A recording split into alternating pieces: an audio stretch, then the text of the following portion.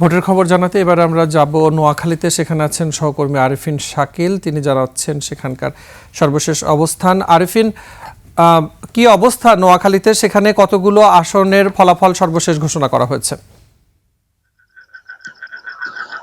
ধন্যবাদ মুজাহিদ আপনাকে। নোয়াখালীতে ৬টি সংসদীয় আসন রয়েছে। ৬টি সংসদীয় আসনের মধ্যে এখন পর্যন্ত অনানুষ্ঠানিকভাবে ৫টি আসনের ফলাফল ঘোষণা করেছে সহকারী রিটার্নিং অফিসার, এবং একটি আসন এখন পর্যন্ত ঘোষণা করা হয়নি।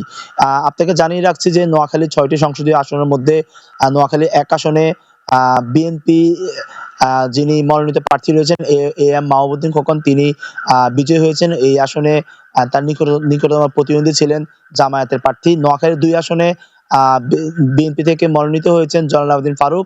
সেই আসনে এনসিপির মনোনীত প্রার্থী তার নিকটতম প্রতিদ্বন্দ্বী ছিলেন। সেই সাথে নোয়াখালীর ৩ আসন বেগমগঞ্জে নির্বাচিত হয়েছেন বিএনপির মনোনীত প্রার্থী বরকতুল্লাহ বুলু। এই আসনেও তার নিকটতম প্রতিদ্বন্দ্বী ছিলেন জামায়াতের প্রার্থী। নোয়াখালী ৪ আসনে বিএনপির মনোনীত মোহাম্মদ শাহজাহান বিজয়ী হয়েছেন, তার নিকটতম প্রতিদ্বন্দ্বীও ছিলেন জামায়াতের প্রার্থী।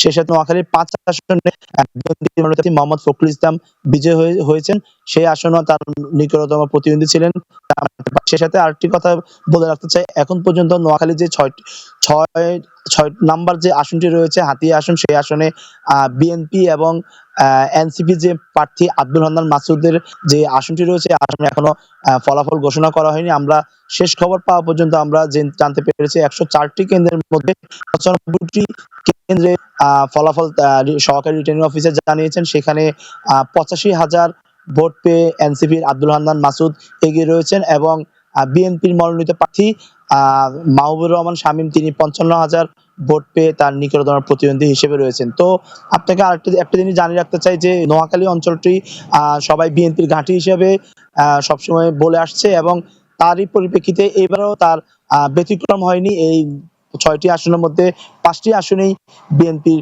মনোনীত প্রার্থীরা জয়ী হয়েছেন, একটি আসনে এখনো ফলাফল বাকি রয়েছে।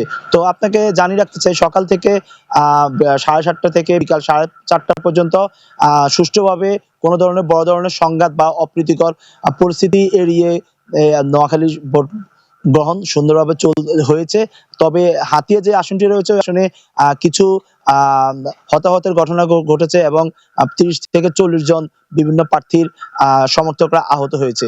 এই ছিল নোয়াখালী থেকে আমার কাছে থাকা নির্বাচনের সর্বশেষ আপডেট। আরিফিন শাকিল, আপনাকে ধন্যবাদ জানাচ্ছি আমাদের সাথে যোগ দিয়ে বিস্তারিত জানানোর জন্য।